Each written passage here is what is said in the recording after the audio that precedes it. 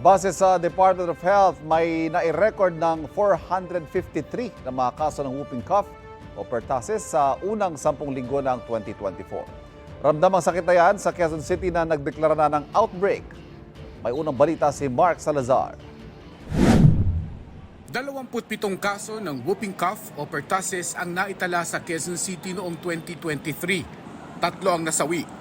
Sa unang 3 buwan ng 2024, patuloy ang pagtaas ng kaso ng whooping cough o pertussis sa Quezon City. Nagdeklara na ng outbreak nito ang lokal na pamahalaan. As of March 20 this year, we already recorded 23 cases of pertussis. What is more heartbreaking is this acute infectious disease has claimed the lives of 4 babies. Their age ranging from 23 days to 60 days. Kaya kailangan natin ideklara na meron po tayong pertussis outbreak sa lungsod Quezon. Ang pertussis ay respiratory disease na dala ng bakterya. Mas nakamamatay ito sa mga bata, lalo na sa mga sanggol. So ang symptoms niya ay inuubo, usually mga bata, no, more than 2 weeks, no, ang kanyang ubo at parang may paghirap sa paghinga. So baby po ang mostly affected, no. Ibang bata pagtapos umubo, yung pag-ubo niya ay nagsusuka yung bata, no. Minsan isang ganung description po natin, no. May kaso na ng pertussis sa 5 distrito ng Quezon City. Pero sa barangay Payatas B, nakatuon ang epidemiology and surveillance ng City Health Department. Hindi sinasabing dito nagsimula ang impeksyon. Pero dito na paulat ang case number 1 ngayong taon. Magkambal po sila, no? So nagkaroon na rin po ng simptomas yung kakambal niya, no? So on March 8, the twin sister also tested positive for the pertussis. Nakahawa na yung kakambal. So unfortunately, ang isa po dito ay namatay.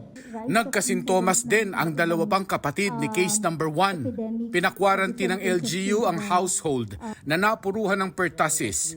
Pero nililinaw ng LGU na hindi mauuwi sa barangay-wide o street-wide lockdown ang outbreak. So ang quarantine lang po natin ay yung within the household at merong longer contacts dun sa case natin. So yun po yung kina-quarantine natin. Nag-i-issue po tayo ng quarantine order o isolation order dun sa pamilya. Madaling gamutin ang pertussis kung naaagapan. Pero mabilis daw kumalat kung maraming hindi bakunado sa komunidad. Ayon sa QCLGU, sa bakuna sila may problema.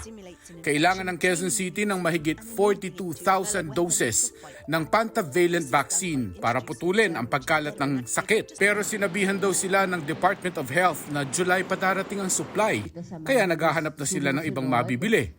Wala rin daw dapat ikapanik sa ngayon. Pinapaalala na lang muna ang pag-iingat na kagaya ng sa COVID. Dapat laging naghuhugas ng kamay, umubo at bumahing sa braso, mag-face mask at mag-self-quarantine kung may sintomas. Ayon sa Department of Health, mayroon nang nai-record na 453 na kaso ng whooping cough sa unang 10 linggo ng taon kumpara sa 23 kaso sa kaparehong panahon noong 2022. Ito ang unang balita. Mark Salazar para sa GMA Integrated News. Kapuso, para laging una ka sa mga balita, bisitahin at mag-subscribe sa GMA Integrated News sa YouTube. Sa mga kapuso abroad, samahan nyo kami sa GMA Pinoy TV at sa www.gmanews.tv.